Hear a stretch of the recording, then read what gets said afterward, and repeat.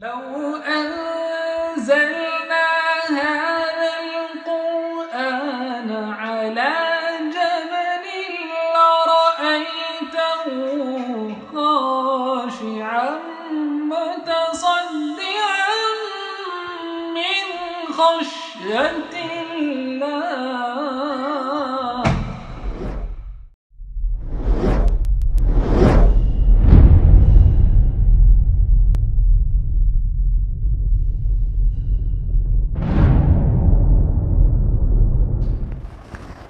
الله. الحمدللہ وحدہ والصلاة والسلام علی من لا نبی بعد. اعوذ باللہ من الشیطان الرجیم. بسم اللہ الرحمن الرحیم. شہر رمضان الذی انزل فیہ القرآن ھدی للناس وبینات من الھدی والفرقان. بسم اللہ الرحمن الرحیم. رب اشرح لی صدری ویسر لی امری واحلل عقدۃ من لسانی یفقہوا قولی. میری عزیز سامعات، آپ سبھی کا درس قرآن مجید میں تہہ دل سے خیر مقدم ہے. السلام علیکم ورحمۃ اللہ وبرکاتہ. کیسے آپ سبھی لوگ؟ الحمدللہ. اللہ تعالیٰ آپ سب کو اچھا رکھے، خوشحال رکھے، صراط مستقیم پر رکھے. اللہ تعالیٰ ایمان اور اعمال صالحات میں دن دنی رات چوگنی ترقی عطا کرے. اللہ تعالیٰ آپ سے راضی ہو جائے اور آپ کو السابقون السابقون میں شامل کر لے. آمین آمین. جزاک اللہ خیر. تو ہم لوگ بڑھتے ہیں درس قرآن کی طرف، جس لیے یہاں گیدر ہوئے ہیں. اور درس قرآن میں کون سی سورہ چل رہی تھی؟ سورہ طٰہٰ. ماشاء اللہ. تو ہم لوگ لاسٹ ویک کا ریویژن لیں گے، اس سے پہلے کہ آیا نمبر 99 آنورڈس تفصیل سے جانیں لاسٹ ٹائم کا ریویژن، ٹھیک ہے، جو کہ آیا نمبر 90 سے 98 تک کا ہوگا ریویژن. آپ لوگوں کو یاد ہے کہ موسیٰ علیہ السلام کے متعلق بہت تفصیلی قصہ چل رہا تھا، ٹھیک ہے، جو کہ اب ایک دم اختتام پذیر ہونے والا ہے. اور آیا نمبر 91 کے اکارڈنگ یہ ہے کہ ہارون علیہ السلام ان کو روک رہے تھے سامری کی بات ماننے سے اور شرک کرنے سے، بچڑے کو معبود بنانے سے روک رہے تھے ہارون علیہ السلام، لیکن وہ لوگ نہیں مان رہے تھے اور کہہ رہے تھے کہ ہم تو ایسے ہی کرتے رہیں گے، اسی کا اعتکاف کرتے رہیں گے جب تک کہ موسیٰ ہمارے پاس لوٹ کر نہیں آ جاتے. پھر اس کے بعد موسیٰ علیہ السلام جب آئے تو ان کو یہ بات عجیب لگی کہ ہارون علیہ السلام کے ہوتے ہوئے بھی ہماری قوم نے کیسے شرک کیا، بچڑے کو کیسے معبود بنایا. تو انہوں نے پوچھا کہ تم کو کس چیز نے روکا تھا. ہارون علیہ السلام سے پوچھا کہ تم کو کس چیز نے روکا تھا میری پیروی کرنے سے، یعنی تم نے روکا کیوں نہیں. تو ہارون علیہ السلام نے کیا جواب دیا کہ اے میرے ماں کے بیٹے، میری داڑھی نہ پکڑ اور مجھے سب کے سامنے رسوا نہ کر. میں نے پوری کوشش کی تھی، لیکن کیا ہوا کہ جب مجھے یہ ڈر ہوا کہ یہ تفرقہ پڑ جائے گا ان کے اندر، فرقت بین بنی اسرائیل، جب بڑھ جائیں گے بنی اسرائیل، تو اس بات سے مجھے ڈر لگا کہ آپ آئیں گے تو کہیں گے کہ میری قوم کو تم نے بانٹ دیا. تو موسیٰ علیہ السلام مطمئن ہو گئے کہ ان کا آرگیومنٹ سالڈ ہے. تفصیل سے ہم نے آپ کو لاسٹ ٹائم بتایا تھا، جس کو یاد نہیں ہے وہ یوٹیوب پر دیکھ لے، ٹھیک ہے. تو پھر موسیٰ علیہ السلام ٹرن ہوئے سامری کی طرف کہ تیرا کیا معاملہ ہے سامری؟ تو اس نے کہا کہ میں نے جو دیکھا جو اور کسی نے نہیں دیکھا، اور میں نے ایک مٹھی لے لی اور پھر اسے پھینک دیا اور میرے نفس نے مجھ کو یہی راستہ بتایا. اس کے ہم نے آپ کو 3 ڈفرینٹ انٹرپریٹیشنز بتائے تھے، اس کی تفصیلات بھی آپ چاہیں تو یوٹیوب پر دیکھ سکتی ہیں، ٹھیک ہے. پھر اس کے بعد آیا نمبر 97 میں واضح کیا گیا کہ موسیٰ علیہ السلام اس کو کیا پنشمنٹ سناتے ہیں سامری کو، جس نے باقیوں کو مطلب شرک پر آمادہ کیا تھا. اور اسے کہا گیا کہ تمہیں یہ سزا ہے کہ تم کہتے رہو لامساس، مجھے نہ چھونا، ٹھیک ہے. اس کی بھی کیا کیا تفصیلات تھی وہ بھی ہم نے آپ کو لاسٹ ٹائم ڈیٹیل میں بتایا تھا. اور پھر اس کے بعد موسیٰ علیہ السلام نے کہا کہ اب تم دیکھو کہ جس چیز کو تم عبادت کر رہے تھے، اپنا معبود سمجھ رہے تھے، اس کو ہم کس طرح جلا کر بھسم کر کے اس کی راکھ کو سمندر میں اڑا دیں گے، بکھیر کے رکھ دیں گے، اور کوئی بچانے والا نہیں ہوگا اس کو. اور واضح کیا کہ تمہارا الہ تو صرف ایک ہی ہے، اور وہ ہے اللہ سبحانہ و تعالی، اور اسی کو ہر چیز کا علم ہے، یعنی کہ الہ ہونے لائق صرف وہ ہی ہے بے شک و شبہ. یہ تھا لاسٹ ٹائم کا ریویژن. اب ہم لوگ آیا نمبر 99 آنورڈز جانیں گے پوری تفصیلات کے ساتھ.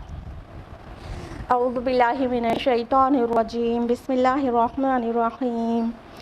کذالک نقص علیک من انباء ما قد سبق. تو اے نبی صلی اللہ علیہ وسلم، اس طرح ہم سنا رہے ہیں آپ کو حالات اس زمانے کے جو گزر چکا. وَقَدْ آتَيْنَاكَ مِن لَّدُنَّا ذِكْرًا، اور ہم نے آپ کو خاص اپنے پاس سے ذکر عطا کیا. یہ اس سے پہلے تک موسیٰ علیہ السلام کا قصہ جو بہت طویل چل رہا تھا وہ یہاں پر اختتام پذیر ہوا، ٹھیک ہے. اور اللہ تعالیٰ اب اپنے رسول جس پر یہ وحی آئی ہے اور ہمارے پیارے نبی صلی اللہ علیہ وسلم، ان سے خطاب کر کے کہہ رہے ہیں کہ اے نبی، ہم آپ کو پچھلے دور کے کچھ واقعات آپ کو تفصیلات کے ساتھ سناتے ہیں. اسی طرح کس طرح؟ جس طرح موسیٰ علیہ السلام کا پورا قصہ سنایا گیا، یعنی اور بھی جگہوں پر مختلف اقوام کی تفصیلات آئی ہیں، اور دوسرے انبیاء علیہ السلام کے متعلق خبریں آئی ہیں. تو اسی طرح موسیٰ علیہ السلام کی خبر بھی ہم نے آپ کو سنائی. اسی طرح کذالک، اسی طرح اس سے کیا مراد ہے کہ مطلب جو بھی آپ کے پاس خبر آتی ہے وہ اسی طرح آتی ہے کہ ہم وحی کے ذریعے سے آپ کی طرف بھیجتے ہیں، ٹھیک ہے. اور جو یہ کہا گیا کہ جو اس سے پہلے کے حالات اور پہلے کے زمانے اور پہلے کے رسولوں کا قصہ آپ کو سناتے ہیں، تو اس کا ایک مقصد ہوتا ہے، ایک مقصد ہوتا ہے. اگر آپ غور کریں تو یہ سورت جہاں سے بگن ہوئی تھی اسی مقصد پر یہ لوٹ آئی ہے اینڈ میں بالکل ٹھیک. اور اس کے درمیان میں جو موسیٰ علیہ السلام کا پورا قصہ سنایا گیا ہے وہ اسی مقصد کی وضاحت کے لیے تھا، اسی مقصد کی تکمیل کے لیے تھا. سٹارٹنگ کہاں سے ہوئی تھی؟ قرآن سے. ما انزلنا علیک القرآن لتشقی، ٹھیک ہے. ہم نے قرآن آپ پر اس لیے نازل نہیں کیا کہ آپ مشکل میں پڑ جائیں، مشقت میں پڑ جائیں. ہاں، بات وہاں سے شروع ہوئی تھی قرآن سے، اور قرآن کو نصیحت بتاتے ہوئے وہاں سے بگن ہوئی تھی. اور پھر اسی طرح دوسری قوموں کے اوپر بھی اللہ تعالیٰ نے ان کے رسولوں پر بھی وحی نازل کی. موسیٰ علیہ السلام کا پورا تذکرہ آیا کہ موسیٰ علیہ السلام نے کس طرح مطلب اس ظالم قوم کے ساتھ کیا معاملات پیش آئے. ان کے پاس پھر وحی آئی اور اللہ تعالیٰ نے ان کو رسول مقرر کیا، اور اس قوم نے ان کے ساتھ کیا کیا، فرعون اور آل فرعون نے کیا کیا، ٹھیک ہے. یہ ساری تفصیلات آئیں. تو یہ ایک طرح کی تنبیہ ہے اہل مکہ کے لیے اور رہتی دنیا تک کے انسانوں کے لیے کہ جو رسول کی بات نہیں مانے گا تو دیکھ لو انجام کیا ہوگا اس کا. ہاں، رسول اور رسول کے ساتھیوں کی فتح ہوگی الٹیمیٹلی، اور جو لوگ رسول کی تکذیب کرتے ہیں وہ کیا ہو جائیں گے؟ خوار ہو جائیں گے، وہ ذلیل ہو جائیں گے، اور وہ دنیا اور آخرت دونوں میں نقصان اٹھائیں گے.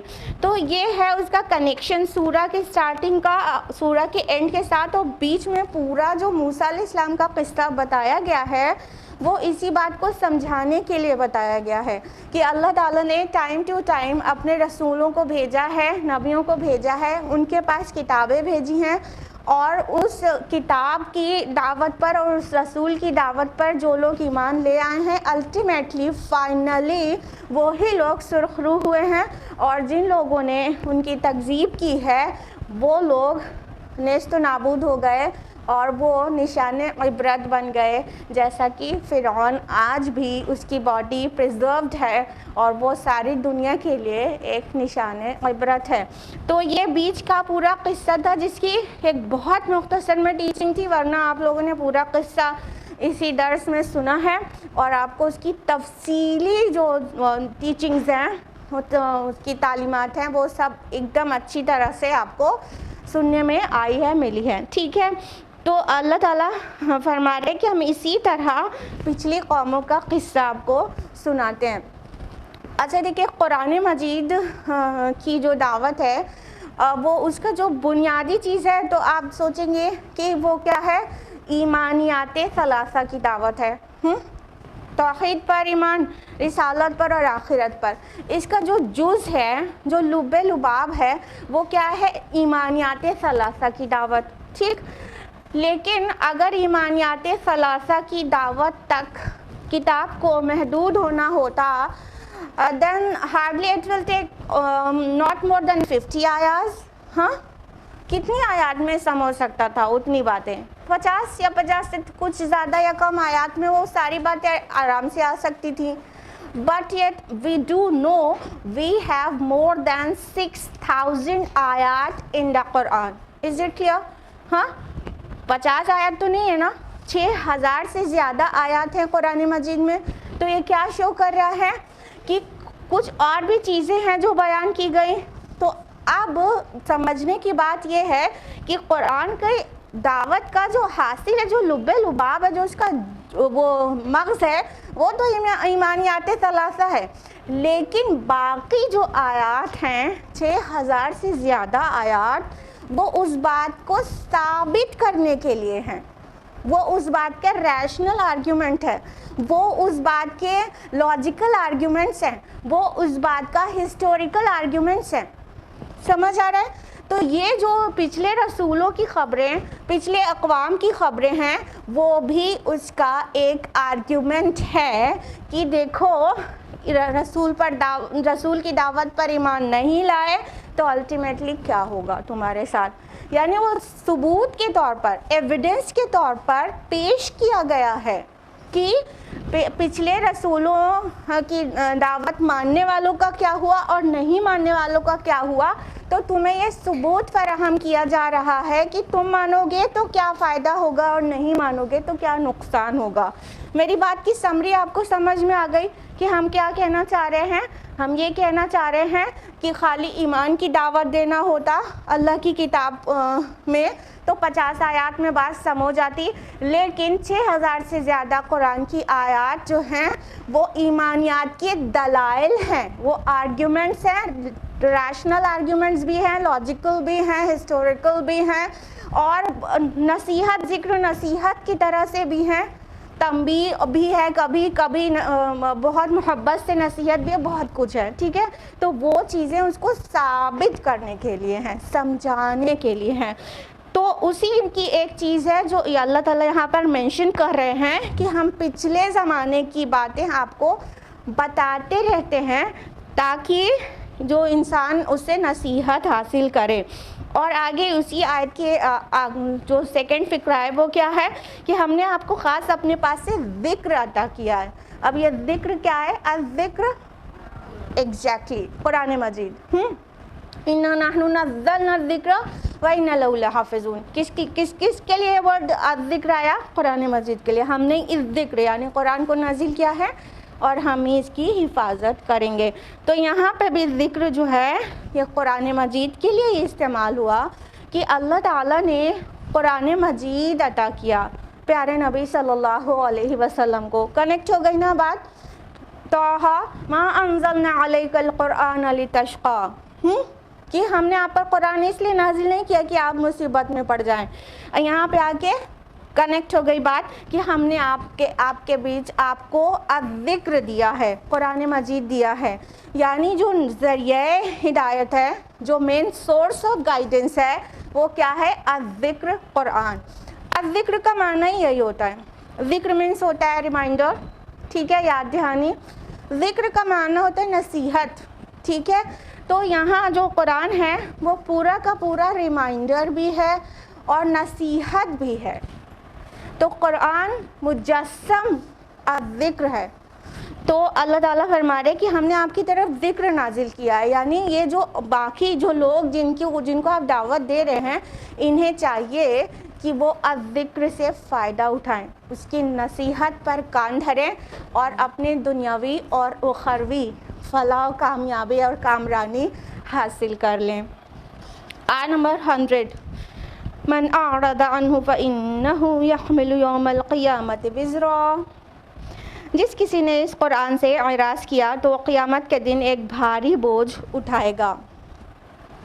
اب اللہ تعالیٰ آگے فرماتے ہیں کہ جس نے بھی اس کی نصیحت سے منہ موڑا، یعنی اس قرآن سے منہ موڑا، وہ روز قیامت اپنے کارناموں کا بوجھ اٹھائے گا۔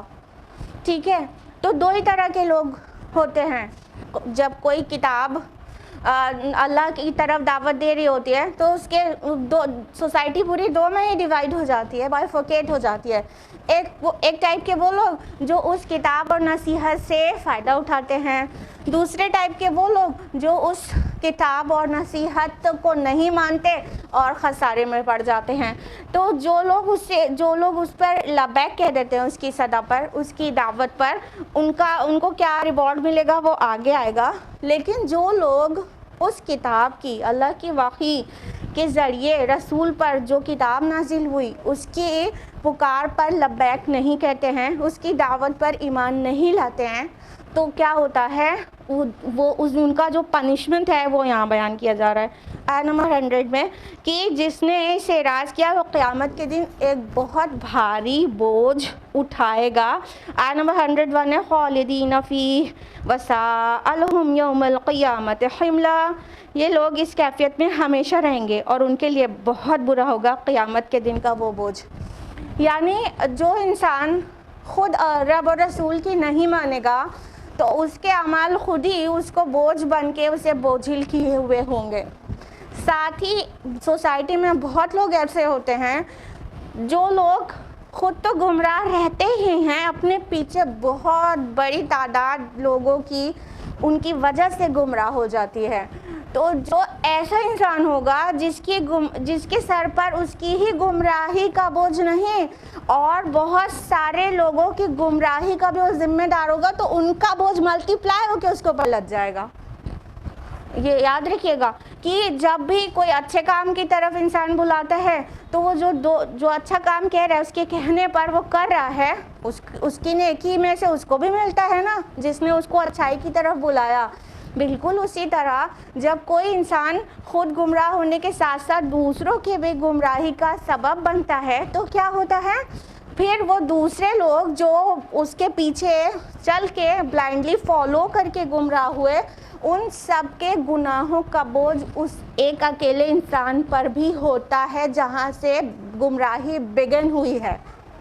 تو یہ بوجھ روز قیامت بہت زیادہ ملٹی پلائی ہو کے ان کے شولڈرز پر ہوگا، یعنی ان کے گناہوں کا وبال، یعنی ان کی برائیوں کا بوجھ، ان کے کالے کارناموں کی غلاظت کا بوجھ۔ تو اللہ تعالیٰ فرما رہے کہ جو بھی اس قرآن کی دعوت پر لبیک نہیں کہے گا، اس سے نصیحت نہیں اخذ کرے گا، ہمارے نبی کی بتائے ہوئے طریقے زندگی کی طرح اپنی زندگی نہیں گزارے گا، تو کیا ہوگا، اور روز قیامہ بہت برا بوجھ اٹھائے گا، اور وہ بوجھ ایسا ہوگا کہ وہ ہمیشہ ہی اس پر لدا ہوگا اور وہ بہت پچھتائے گا، اور وہ بوجھ بہت برا بوجھ ہوگا۔ اچھا دیکھیے، ایک کوئی ماں بنتی ہے خاتون، اس سے پہلے اسے کچھ مہینے بوجھ اٹھانا ہوتا ہے، حمل اٹھانا ہوتا ہے، آخری مہینے اور ایک لاسٹ کے 2 مہینے تک وہ دن الٹی گنتی سے گنتی رہتی ہے کہ کب یہ بوجھ اترے گا، مطلب اب بس وہ ایسا ہو جائے گی بوجھ اتر جائے، کیونکہ بوجھ انسان کو کبھی بھی اچھا نہیں لگتا، وہ چاہتی ہے کہ بس 9 مہینہ پورا ہو اور جلدی سے یہ بوجھ اتر جائے، جبکہ وہ بوجھ کیا ہے، یہ بہت پلیزنٹ برڈن ہے۔ ہاں پلیزنٹ ہے کہ نہیں، ہاں بہت زیادہ والا، اتنا پلیزنٹ برڈن بھی جی چاہ رہا ہے کہ بس اتر جائے، کروٹ بدل کے آخری 2 مہینے گزرتے ہیں۔ ہاں اب سوچئے جو بوجھ جس میں کوئی پلیزنٹ خبر نہیں ہونے والی ہے، وہ بوجھ کو کیوں کر انسان چاہے گا کہ لدا رہے۔ ہاں بچوں کا اسکول بیگ ہوتا ہے، وہ بھی ایک मतलब नॉलेज के लिए चीज़ है, वो भी प्लेजेंट बोझ है, फिर भी ना पेरेंट्स को अच्छा लगता है ना बच्चों को, फिर बे मतलब का बोझ लाद दिया जाए तो इंसान कितना बर्डेंड और कितना थका और हारा मतलब महसूस करता है, और उस पल का इंतज़ार में वो बोझ उठा के गुजार लेता है कि वो अनकरीब वो उतर जाएगा। क़यामत में कहा जा रहा है खालिदीन फी, वो इसी कैफियत में हमेशा रहेंगे, बोझिल, और बहुत बुरा होगा वो बोझ। अभी वो बोझ लदने या वो बोझ ना लदने वाले दिन बाकी हैं। यानी आप लोग क़यामत में अगर पहुंच गए होंगे ज़हनन, तो हम आपको वापस ला रहे हैं कि अभी वो दिन बाकी है कि या तो हम अपने लिए बोझ कमा लें या तो हम अपने लिए आसानियाँ कमा लें। हाँ, अभी वो दिन बाकी है, वापस आ जाइए और अभी से तय करना है कि क्या करना है क्या नहीं करना है, और वो साफ साफ सिर्फ इसी किताब से पता चलेगा। इंसान सोचता है कि अरे इतनी बात तो हमको मालूम है, उतनी तो मालूम है, कुछ नहीं मालूम। जब कुरान में गौर नहीं करो ना तो लगता है ये तो ज़िंदगी ख़त्म हो जाएगी और इसकी एक सूरा भी पूरी तरह समझ में ना आ पाएगी।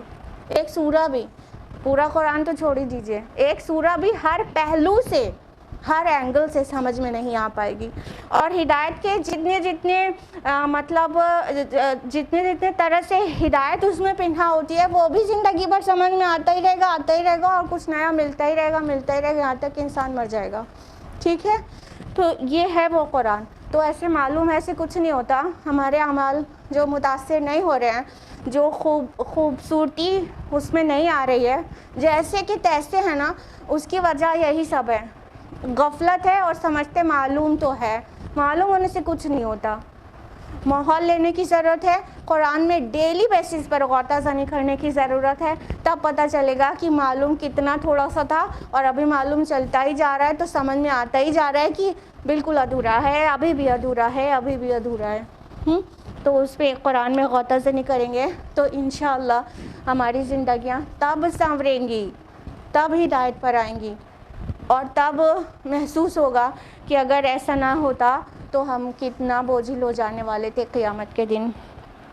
आयत नंबर 102, यौम युनफ़ख़ु फ़िस्सूरि व नहशुरुल मुजरिमीन यौमइज़िन ज़ुरक़ा, जिस दिन सूर फूंका जाएगा और हम मुजरिमों को उस दिन इकट्ठा करेंगे इस हालत में कि उनकी आंखें नीली पड़ी होंगी। अब अल्लाह सुब्हानहू व तआला फरमा रहे हैं कि वो क़यामत की मंजर कशी है। ठीक है, कि जिस दिन सूर फूंका जाएगा, किस दिन सूर फूंका जाएगा? रोज़े क़यामा। सूर क्या है? ट्रम्पेट को कहते हैं, सूर नरसिंगे को। ठीक, तो इसराफील अलैहिस्सलाम को अल्लाह ताला ट्रम्पेट वो लिए हुए हैं, बस अल्लाह ताला के हुक्म का इंतज़ार कर रहे हैं। जैसे ही अल्लाह ताला का हुक्म आएगा वो ट्रम्पेट में, वो सूर में, या नरसिंगा कह सकते हैं, आप बिगुल कह सकते हैं, उसमें फूंक मार देंगे। फिर जब वो फूंक मारेंगे तो ऐसी आवाज़ होगी कि आगे मतलब जिस तरह डिस्क्राइब किया गया है कि उनकी आंखें नीली पड़ जाएंगी। अभी तफसील से आते हैं। तो ये जो नफ़क़ होगा वो 2 होगा, कुछ स्कॉलर्स के नज़दीक 3 नफ़क़ होगा। ठीक है, जो सूर फूंका जाएगा वो कुछ के नज़दीक 2 बार और कुछ के नज़दीक 3 बार फूंका जाएगा। तो ज़्यादा जो प्रोमिनेंट ओपिनियन है वो 2 ही नफ़क़ की है, नफ़क़ अव्वल और नफ़क़ सानी। तो नफ़क़ अव्वल जो होगा, जब इसराफील इस्लाम जब पहला बार सूर फूकेंगे तो क्या होगा कि सारी दुनिया में जितनी भी इंसान हैं और जो कुछ भी है यहाँ सब तहस नहस हो जाएगा और सबको मौत आ जाएगी। ठीक है, जब नफ़क़ सानी होगा, यानी जब दूसरी बार वो ट्रम्पेट को ब्लो करेंगे तो अल्लाह के फरिश्ते, तो क्या होगा, सब रिवाइव हो जाएंगे और अपने रब की तरफ इकट्ठा होने के लिए भागने लगेंगे। ठीक है, तो ये नफ़क़ अव्वल और नफ़क़ सानी कुरान मजीद से वाज़े है। तो जो 3 कहते हैं तो वो भी मतलब स्कॉलरली ओपिनियन 3 की भी है। बहरहाल हमने आपको 2 वाली ओपिनियन बताई। तो उस दिन, जिस दिन सूर फूका जाएगा, उस दिन की हैबत को बयान किया गया है कि यहाँ पे ज़ुरक़ा लफ्ज़ आया है जो कि अज़रक की जमा है। अज़रक मीन्स होता है ब्लू, पता होगा ना आप लोगों को, अज़रक मीन्स ब्लू। ठीक, تو وہ ان کی مطلب یہاں پہ آنکھ کے لیے ورڈ تو نہیں ہے لیکن زرقا لفظ نیلی آنکھوں کے لیے استعمال ہوتا ہے. لیکن ایک اوپینین یہ ہے کہ پورا بدن ہی نیلا سا ہو جائے گا، کیونکہ جب خوف بہت زیادہ بڑھ جائے تو آکسیجن کی کمی ہو جاتی ہے باڈی میں. جب حد سے زیادہ خوف بڑھ جائے تو آکسیجن کی کمی ہونے لگتی ہے. جب باڈی میں آکسیجن کی کمی ہونے لگتی ہے تو پوری باڈی جو ہے بلوئش ہونے لگتی ہے، اور یہ بلوئش جو باڈی ہے اس کنڈیشن کو، آکسیجن کی جو شارٹیج ہے اس کو انوکسیا کہتے ہیں. تو انوکسیا کی کنڈیشن کی وجہ سے پوری باڈی، اٹ میں بھی پاسبل کہ پوری کی پوری باڈی بلوئش ہو جائے، ٹھیک ہے. یا تو پھر یہ آنکھیں جو نیلی ہو جائیں، ایسا بھی ہو سکتا ہے. اس کا ایک ایکسپلینیشن یہ بھی ہے کہ آنکھیں نیلی ہو جائیں. تو آنکھیں نیلی ہونا کیا مراد ہے؟ جو آنکھیں نیلی ہوتی ہیں وہ بلوئش وائٹ ہوتی ہیں، ٹھیک ہے. آنکھوں میں ایک دم ڈارک نیلا رنگ تو نہیں ہوتا نا، بلوئش وائٹ ہوتی ہیں. تو یہ کب ہوتا ہے؟ جب یہ بھی انتہا خوف کی وجہ سے ممکن ہے کہ انسان کی آنکھیں بے نور ہو جائیں، اسے دکھائی نہ پڑے. تو جو آنکھوں سے دکھائی نہیں پڑتا تو وہ دیکھا ہوگا پھولی پھولی سی اور سفیدی، ایک دم نیلگو مائل سفیدی لیے ہوئے ہو جاتی ہیں. تو یہ بھی ممکن ہو سکتا ہے کہ اس دن کافروں کا یا اللہ کی بات نہیں ماننے والوں کا ان کے آنکھیں جو ہے وہ بے نور ہو جائیں، پتھرا جائیں جس کو کہتے ہیں، آنکھیں پتھرا جائیں، جس کی وجہ سے نیلگو سفیدی آ جائے ان میں، تو اس کو کہا گیا ہے زرقا. تو بہرحال یہ بھی ہو سکتا ہے. اور ایک ہلکا سا اشارہ ادھر بھی ہے کہ یہ امریکنس اور یوروپینس جو ہیں ان کی آئیز جو ہے بلوئش آئیز، گرینش اور بلوئش آئیز ہوتی ہیں. تو آن دا ہول جو قوم، سب لوگ نہیں، آن دا ہول موٹے طور پر جو ایک قوم جس کی میجورٹی گھوم رہا ہے تو وہ کہہ سکتے ہیں کہ ویسٹرنرز جو ہیں، جو یوروپینز ہیں اور امریکنز ہیں، ان کی جو میجورٹی گھوم رہا ہے، اٹ میں بھی پاسبل کہ یہ وہ ان کے لیے کہا گیا ہے کہ وہ جو نیلی آنکھ والے ہوں گے وہ دن جو ہے ان کے اوپر آئے گا. کہنے کا مطلب قیامت والے دن تو اندار درجے کے بس بالکل نافرمان لوگ ہی بچیں گے نا جب قیامت آئے گی، مومن تو نہیں رہیں گے نا. تو ہو سکتا ہے اس کے لیے کہا گیا ہو، کیونکہ جب قرآن نازل ہوا تو اس وقت اہل عرب، یہ جو ان کے ویسٹرنرز ان کے سائڈ سے تھے، یعنی یوروپینس، یعنی ایٹ دیٹ ٹائم رومنز کی آئیز بلوئش ہوتی تھی. تو یہ لوگ اس کو مطلب بلو آئیز کو ایک دشمنی سے مطلب وہ سمبل دیتے تھے. مطلب جو دشمن ہو، جو بہت برا ہو، جو ان کی نظر میں بہت نیگیٹیوٹی لیے ہوئے ہوتا تھا، بلوئش آئیز جس کی ہوتی تھیں، کیونکہ وہ رومنس کی تھی اور ادھر سے ان کے ساتھ دشمنی ہی رہا کرتی تھی. تو یہ بھی مطلب ہے. اور ابھی کے ٹائم پہ بھی یوروپینز اور امریکنز جن کی آئیز بلیو ہوتی ہیں، اگر آن دا ہول کسی قوم پر جو سب سے زیادہ ان کی تعداد جو گمراہ ہے وہ کہا جائے تو اس کا یہ مطلب بھی ہوتا ہے کہ بلو آئیز والے، اور یا تو پھر ان کی آنکھیں پتھرا کر بے نور ہو جائیں گی، یا تو پھر زرقا کا معنی یہ ہوا کہ entire body will turn into blue. آگے فرمایا گیا آیت نمبر 103 میں، یتخافتون بینہم ان لبثتم الا عشرا، چپکے وہ ایک دوسرے سے کہہ رہے ہوں گے کہ تم نہیں رہے ہو دنیا میں مگر 10 دن. یعنی جب وہ قیامت کو دیکھ لیں گے تو اس کی ہولناکی اور بے چینی اور تکلیف اور خوف، وہ سب چیز سے دنیا کا سارا عیش و آرام رفو چکر ہو جائے گا. پھر بھول جائیں گے کہ وہ دنیا کماتے تھے جب تو کہتے تھے 4 دن کی زندگی ہے، عیش کر لو، ہیو فن، ہاں مر جاؤ گے، ہاں. اور وہ بھول جائیں گے کہ وہ کہتے تھے کہ ارے موت، برزخ، قیامت، حساب وہ بہت دور کی بات ہے. یہ جو دکھ رہا ہے وہ یہ دنیا کی زندگی ہے، یہ دکھ رہا ہے نا، وہ کس نے دیکھا ہے. وہ سب طوطے اڑ جائیں گے ان کے. کیا کہنے لگیں گے آپس میں کچھ پھوسی آواز سے کہ ہم لوگ نہیں رہے ہیں دنیا میں مگر صرف 10 دن سے زیادہ نہیں رہے ہیں لگتا ہے. اور مطلب یہ خوف اور مطلب پچھتاوے کی انتہا ہوگی. دیکھیے ایسا لگتا ہے روز آخرت 10 دن یا 1 دن, ابھی اس سے بھی کم والے بھی آیات ہیں کہ 1 گھڑی 2 گھڑی, یہ والی بھی آیات ہیں, ابھی بتاتے ہیں. تو انسان جب کسی چیز پہ پچھتاتا ہے تو اس سے پہلے کا ٹائم تو ایسا لگتا ہے جیسے خواب دیکھو اور یہاں پہ آ گیا. اگر آپ دھیان دیں, اگر خدا نخواستہ کسی کی ہسٹری ایام الجاہلیہ جیسی گزری ہے, یعنی آپ محسوس کریں کہ آپ کو ہدایت بعد میں ملی اور پہلے کے جو ڈیز تھے وہ بہت غفلت والے تھے, اگر کسی کا ایسا ہے جیسا کہ میرا ہے, تو اگر ایسا محسوس کرتے ہیں آپ تو آپ غور کریے کہ ایسا لگے گا کہ جو ایام الجاہلیہ میں جتنے دن گزارے ہیں وہ تو جیسے ایسے سوئے اور خواب دیکھا اور اٹھ گئے اور اتنے دن ہمارے چلے گئے, اتنے دن چلے گئے. ایسا نہیں لگتا؟ اس ایج میں پہنچنے کے بعد آپ جس بھی ایج کے ہیں اس سے پہلے کی چیز بہت جلدی سے گزر گئی, ایسا نہیں لگتا؟ جب ہم لوگ کو دنیا میں رہتے رہتے ایسا لگنے لگتا ہے کبھی کہ ارے 15-20 سال تو ادھر کے ایسے گزر گئے کہ جیسے لگتا ہے سو کر اٹھے اور سب خواب تھا, مطلب وہ سب پورا اتنی تیزی سے گزر گیا. کبھی ایسا لگتا ہے نا دنیا میں, کبھی ایسا لگتا ہے جب انسان بہت زیادہ ورک نہیں کیے رہتا ہے, بہت زیادہ نیکی نہیں کمائے رہتا ہے, تو اس کو پہلے کے دن لگتا ہے ایسے کھیل تماشے میں ہو کے گزر گیا اور ہم سوئے تھے اور ابھی اٹھ گئے. یا فلمی اسٹائل میں جیسے دوڑتے دوڑتے ہیرو جوان ہو جاتا ہے ویسے لگتے ہیں نا, مطلب سڈنلی ہو گیا ایسا نا. تو جب ابھی ہمیں دنیا میں رہتے ہوئے ایسا لگ جاتا ہے کبھی کبھی, تو پھر آخرت میں کیوں کر نہ لگے گا. تو ایک بات تو یہ ہوئی کہ جب ریوائیول ہوگا, جب ریزریکشن ہوگا, سب لوگ واپس زندہ ہوں گے, تو کیا ہوگا کہ وہ ان کو لگے گا دنیا میں ہم 10 دن سے زیادہ نہیں رہے.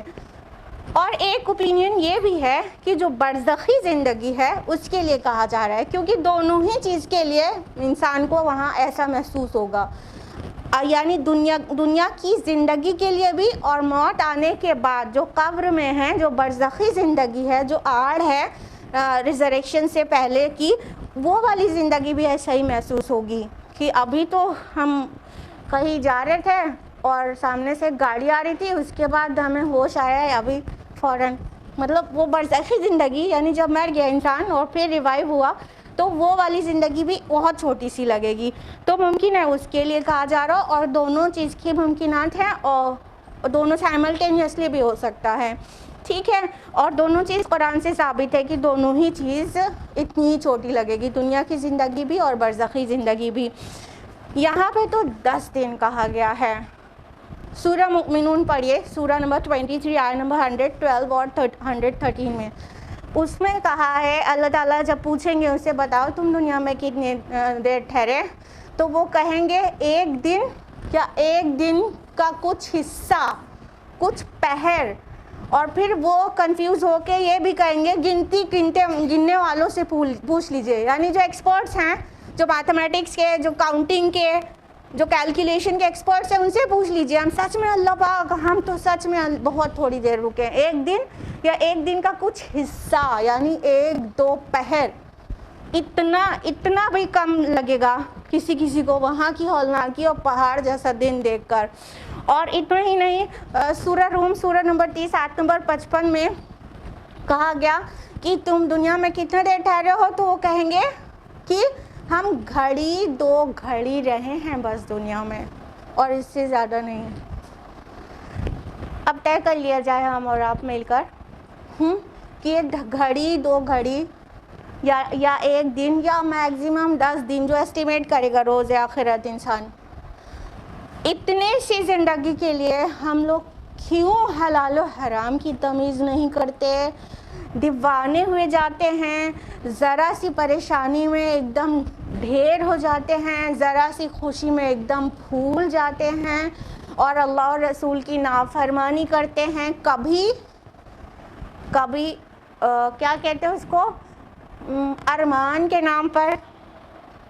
ہاں ابھی شادی ہے, ارے بہت ارمان ہے, اور ارمان کو نکالنے کے لیے کیا کرتے ہیں, میوزک, ناچ گانا, ہاں نمازوں کا فوت ہونا, بے پردگی ہونا, اور نہ جانے کیا کیا. تو کبھی ارمان کے طور پر. اب یاد رکھیے یہاں پہ سے شروع کریے کہ گھڑی دو گھڑی کی زندگی کے لیے ہم کس وجہ سے رب کی نافرمانی کرتے ہیں. کبھی ارمان، کبھی سلمان، اور کبھی اپنی خواہش نفس کی وجہ سے، اور نہ جانے کیا کیا. سلمان نام کیوں لیا بھائی؟ اتنی فرینڈشپ کرتے ہیں لوگ فلمی ہیرو ہیروئنس کی، ہاں دیوانے ہوئے رہتے ہیں. جس کے پاس پوری دنیا سے عظیم شخصیت جس کا رسول ہو، اس کو کچھ گنجائش بنتی ہے یہ سلمان اور کون خان، اور ہم تو ان ہیروز کا نام بھی نہیں جانتے ہیں پرانے نئے ہیروز کا، کیونکہ ایام الجاہلیہ میں بھی جو لوگ ہیرو تھے اور آج بھی ہیں انہی کا نام جانتے ہیں، اور اب کون نئے ہیروز ہیں آئی ڈونٹ نو. ٹھیک ہے، تو ان کے پیچھے ہم عرب کی نافرمانی کرتے ہیں، ان کی فرینڈشپ میں پاگل ہوئے رہتے ہیں، دیوانے ہوئے رہتے ہیں ایک دم. اب اسے ریلیٹ کر کے سوچئے ذرا، گھڑی دو گھڑی کی جو زندگی ہو، دن 2 دن 10 دن کی جو زندگی ہو، اس کو اس طرح ویسٹ کرنا چاہیے کیا؟ ہاں اسی میں اگر کما لیا ہوتا، یعنی مطلب اس کی اہمیت بھی بہت ہے. دنیا مزرعہ الاخرہ، دنیا آخرت کے لیے کھیتی ہے. تو اگر ہم نے اس میں کچھ اچھی فصل لگائی ہوتی، یہ کانٹے اور یہ کیکٹس اور زقوم لگانے کے بجائے اگر ہم نے اس میں انگور اور انار لگائے ہوتے تو وہاں ہم اچھی فصل کاٹتے نا. تو ہم کیا کرتے ہیں، اپنی ارمان، اپنی شوق، اپنی ایمبیشنز، ایسپریشنز، اور نہ جانے کون سا ورڈ یوز کرنے کا دل کر رہا ہے، کہ اس کی وجہ سے ہم اپنی آخرت داؤں پہ لگا دیتے ہیں، جس کے لیے ڈیفینیٹلی جا کر ہم کہنے والے ہیں ہم تو گھڑی رہے، ہم تو دن 2 دن رہے. ارے گنتی گننے والوں سے پوچھ لیجئے اللہ پاک، ہم تو بہت تھوڑی دیر دنیا میں رہے. تو اس تھوڑی دیر کی دنیا کی زندگی میں اتنا مگن ہونا چاہیے کیا کہ ہوش میں ہی نہیں رہنا چاہیے کہ یہ بات اللہ کی اور اللہ کے رسول کی نافرمانی والی ہے جو ہمیں شوق چڑھا جا رہا ہے کرنے کا. ہاں ہوش میں رہنا چاہیے نا، یاد رکھنا چاہیے یہ چھوٹی سی ہے، غم ہے، کوئی بات نہیں. ارمان ہے اس کو دبا رہے ہیں، اپنے نفس کو کنٹرول کر رہے ہیں، کوئی بات نہیں. سارے ارمان جنت میں نکلیں گے نا انشاءاللہ. تو یہ ہوش میں رہیں گے اگر، تو یہ گھڑی 2 گھڑی، دن 2 دن کی زندگی بہت اللہ کے حدود میں رہ کر، شریعت کی حدود میں رہ کر گزار پائیں گے. لیکن جب سوچیں گے کہ یہیں، جیسے کافر سوچتا ہے کہ یہ دنیا ہی سب کچھ ہے اس کا، تو جب اس طرح سوچیں گے تو پھر سبھی کچھ پورا کرنا ہے، شوق بھی پورا کرنا ہے، اور غم میں بھی اللہ کی ناشکری کرنا ہے، اور سبھی کچھ کرنا ہے کہ ہمیں کیا ملا ہے آج تک، ہمیشہ غم ہی تو ملا ہے، میرے ساتھ ایسا ہوا اور ایسا ہوا اور ایسا ہوا. 2 4 10 20 پریشانیاں ہوتی ہیں، اس کو ہم اٹھا کے کاؤنٹ کرنے لگتے ہیں، اور ان گنت، ہزاروں نہیں، لاکھوں نہیں، کروڑوں نہیں، ان گنت نعمتیں ہوتی ہیں، اس کو کاؤنٹ کرنے کی کبھی توفیق نہیں ہوتی ہے، تو پھر ہم ناشکرے ہو جاتے ہیں. تو دھیان رکھیں کہ یہ دنیا میں کتنی دیر رہنے کے لیے آئے ہیں، اس کو ایک دم مسافر کی طرح گزاریں، اور جیسے کہ بس ابھی سفر کنٹینیو ہو جائے گا.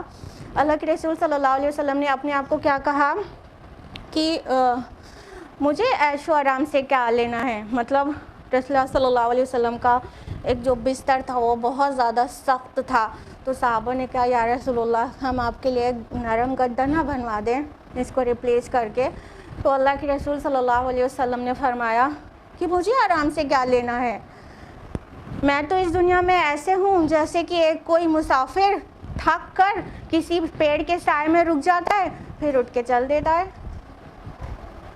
تو ابھی ہم لوگ کو نہیں سمجھ آ رہی نا اپنے رسول کی بات، لیکن وہاں سمجھ آ جائے گی. ہاں جیسے کوئی تھک کے پیڑ کے سائے میں آرام کرتا ہے پھر اپنے سفر پہ آگے نکل جاتا ہے، اتنی ہی دیر دنیا میں ٹھہرے تھے.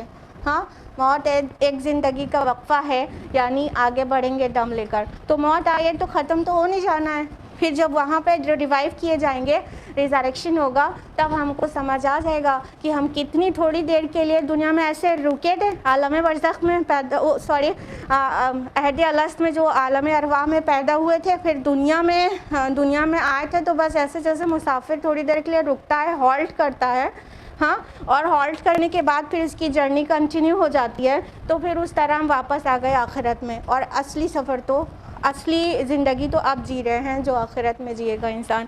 تو اپنے نبی کی بات خوب اچھی طرح سے پاتا رہے اور ہر وقت یاد رہے اور قرآن روزانہ ریمائنڈر دے, تو انشاءاللہ ہم دنیا کی حقارت اور آخرت کی پائیداری سمجھ بھی جائیں گے اور یاد بھی رہے گی انشاءاللہ.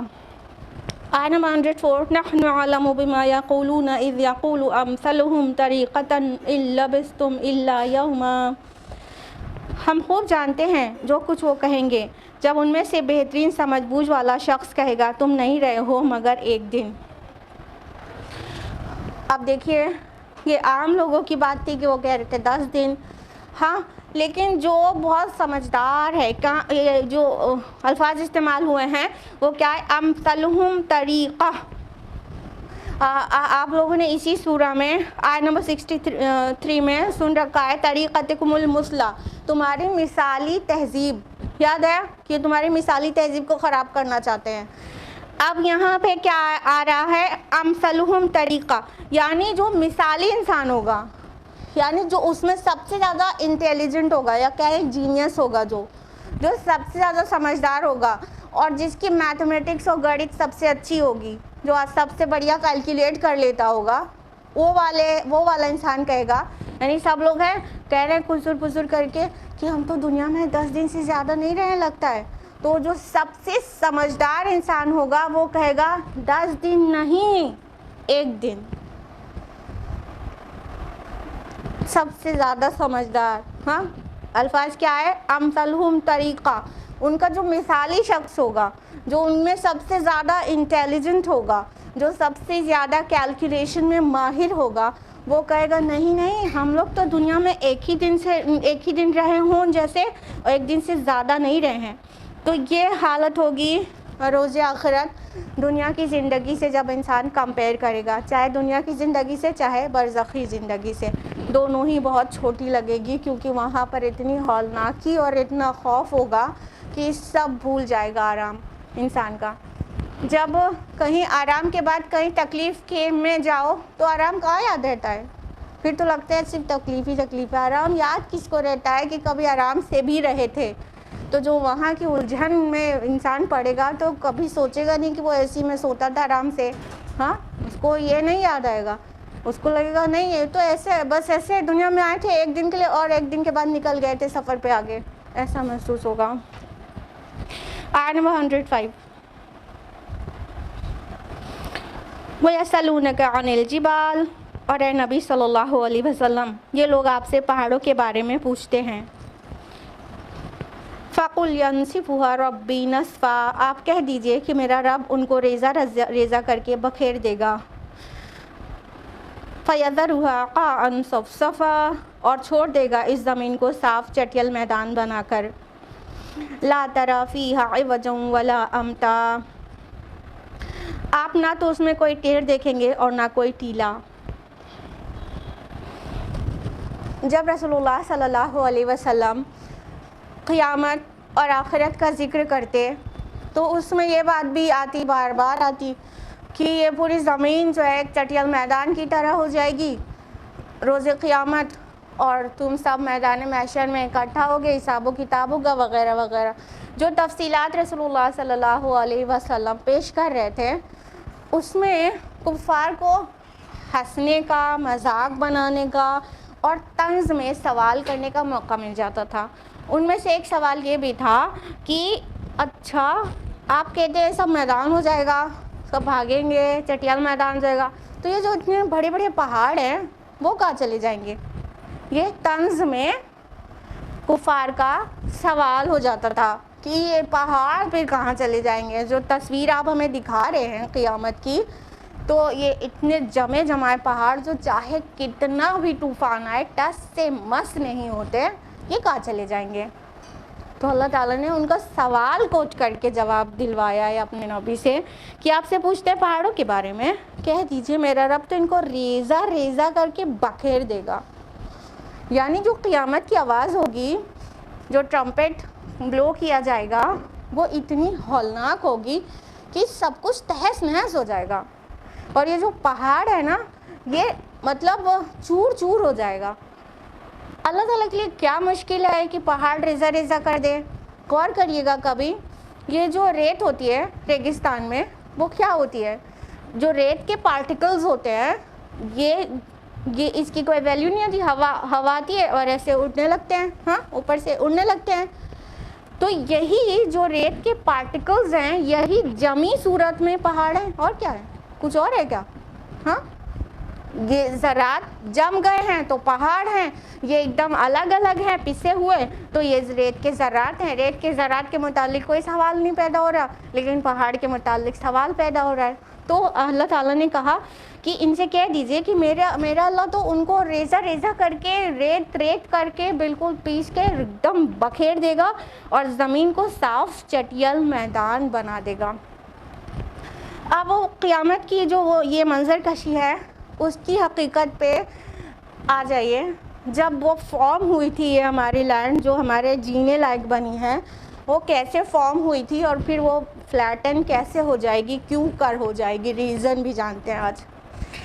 دیکھیے اللہ تعالیٰ نے جب آدم علیہ السلام کو زمین پر بسانے کا ارادہ کیا تو اس سے بہت پہلے سے یہ زمین رہنے لائق بنتی چلی جا رہی تھی. ٹھیک ہے, جیسے سائنس ڈسکرائب کرتی ہے اٹس نتھنگ رانگ کہ وہ پہلے آگ کا گولا تھی, پھر ٹھنڈی ہوئی, پھر اس پہ پانی, اور پانی کے لیے انزال ورڈ آتا ہے قرآن حکیم میں. تو ایکچولی H2O جو ہے کیمیکل فارمولا بتا رہے واٹر کا, یہ H2O جو ہے وہ اوپر سے نازل ہوا ہے, پانی نہیں تھا نا پہلے.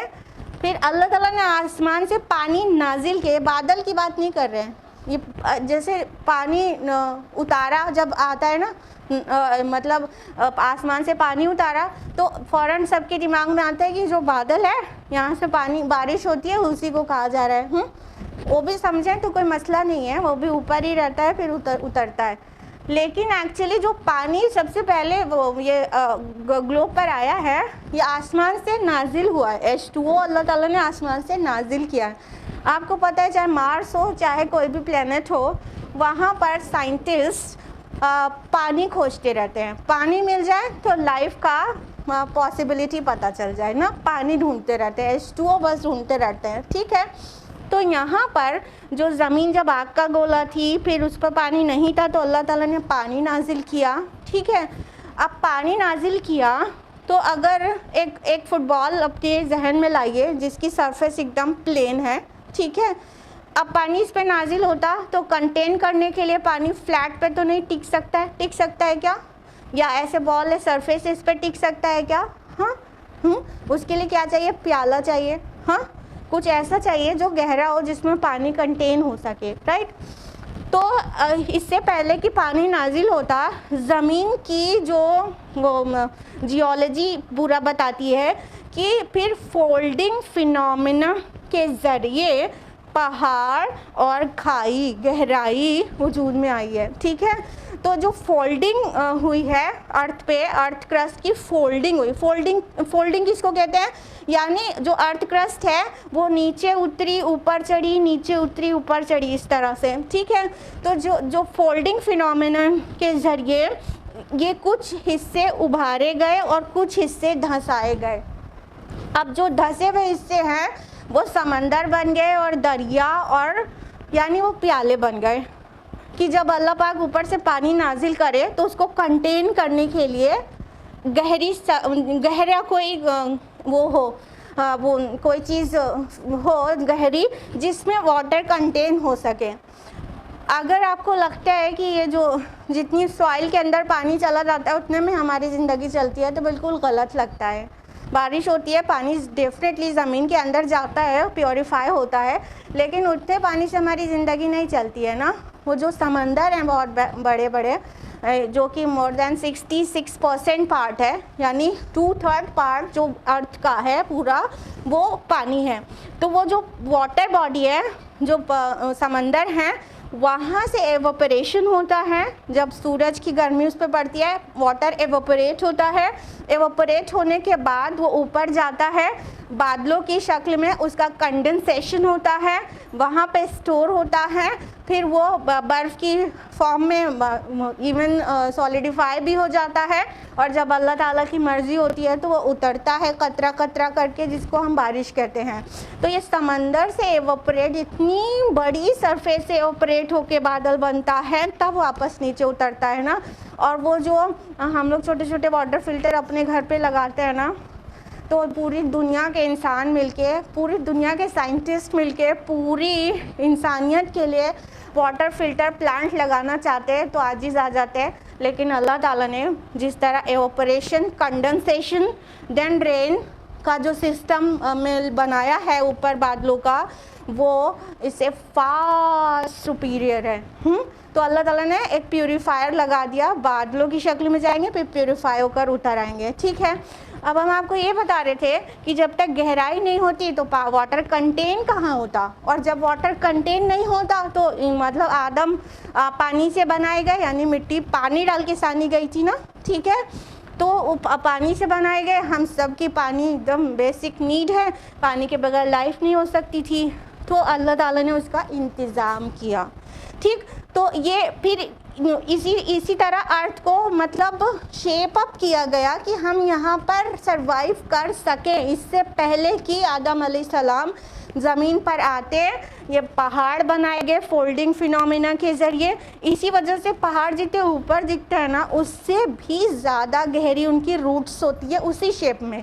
जिस तरह टिप ऊपर पतली और नीचे से चौड़ा है, उसी तरह नीचे से चौड़ा, अंदर से चौड़ा होते होते नीचे जाके फिर पतला हो जाता है। इसको माउंटेन की रूट्स कहते हैं। ठीक है, तो ये ऊंचाई गहराई, रिजेस, फरोज और ये सारी चीज़ बनी ताकि वाटर कंटेन हो सके।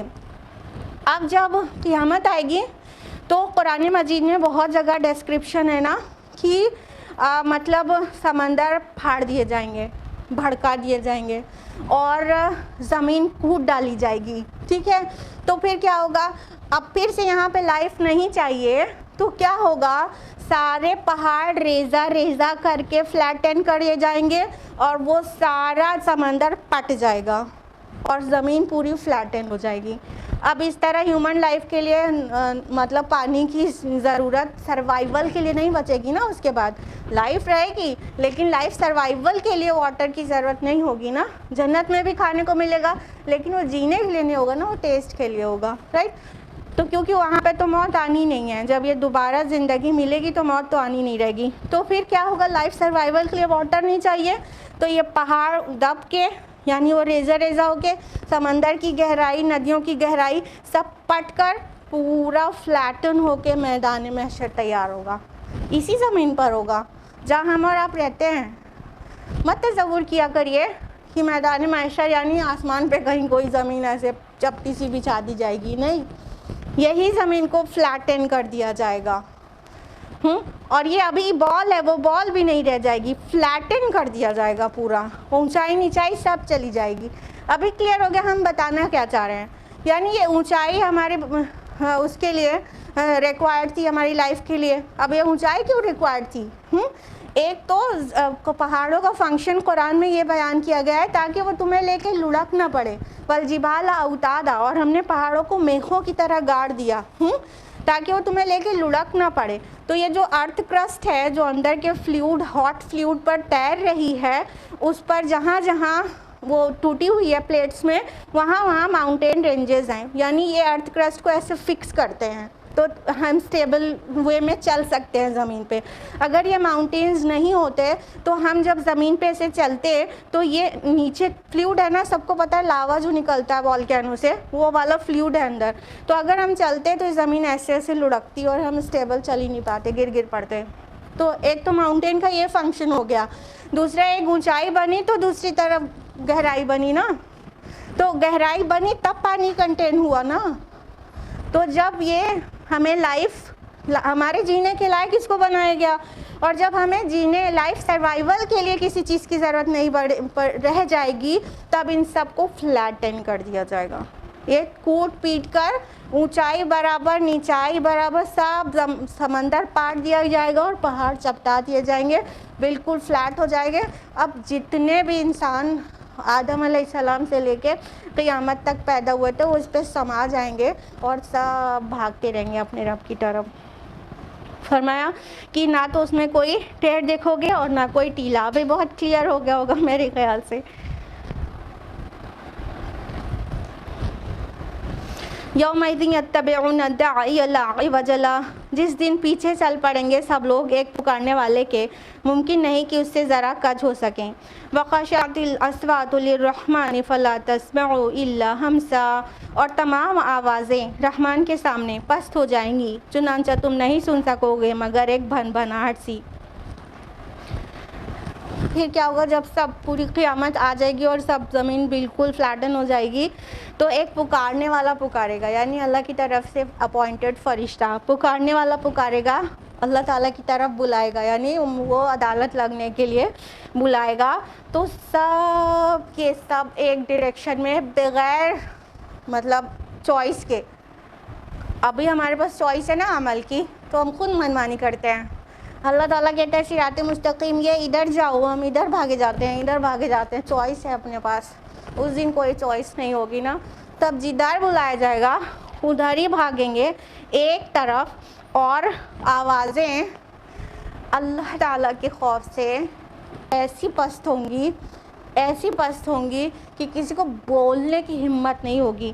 الا ہمسا، ہمسا کہا گیا ہے. ہمس جانتے ہیں، بہت ہلکی آواز کو کہتے ہیں، جو چلنے سے پیر سے نکلے، یا ہوا کہیں سے پاس ہو تو پتوں سے جو سرسراہٹ سی ہو جائے اس کو، یا ایک دم کھسپھسی آواز سے کوئی بولے کان میں، خسر پھسر جس کو کہتے ہیں، اتنی ایک دم ہلکی آواز کو ہمس کہتے ہیں.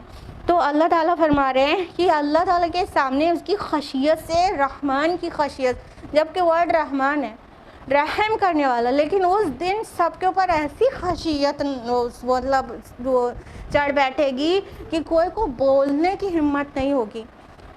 دنیا میں بھی جب ہم کسی بہت مطلب بہت رعب دار انسان، بہت زیادہ اونچے انسان کے اراؤنڈ واک کر رہے ہوتے ہیں تو قدم سنبھال کے چلتے ہیں کہ پیروں کی بھی آواز نہ ہو، اور آواز بول کے بات نہیں کرتے ہیں کہ سنائی پڑے. مطلب کوئی بہت باروب شخصیت ہے.